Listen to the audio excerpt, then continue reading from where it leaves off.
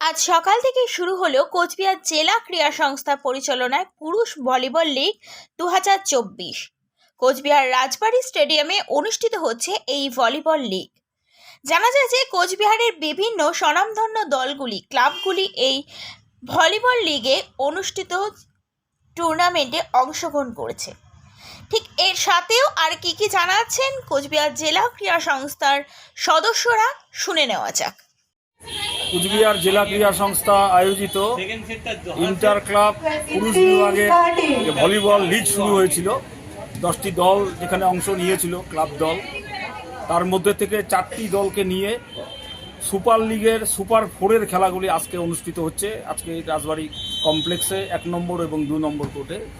1 নম্বর কোর্টে এইমাত্র শেষ হয়ে গেল কোচবিহার মৈত্রী সংঘ ভার্সেস তুফানগঞ্জ এসএস-এর মধ্যে।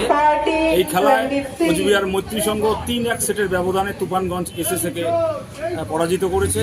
এবং 2 নম্বর কোর্টে চলছে কোচবিহার নাট্য সংঘ ভার্সেস হাজরাহাট যুব সংঘের মধ্যে। এখানে খেলা চলছে। তো আপনারা সকলেই জানেন, প্রত্যেক বছরই যাতে বেশি করে ক্লাবগুলো খেলায় আগ্রহী হয় তার জন্য ডিএসএ উদ্যোগ নিয়ে থাকে, ইন্টার ক্লাব ভলিবল লিগ চালু করে। তো সেখানে মহিলাদের খেলা তো গতকাল হয়েই গেছে। তো আজকে আমাদের এই সুপার লিগের সুপার 4-এর খেলাগুলি চলছে। যতীন্দ্রমোহন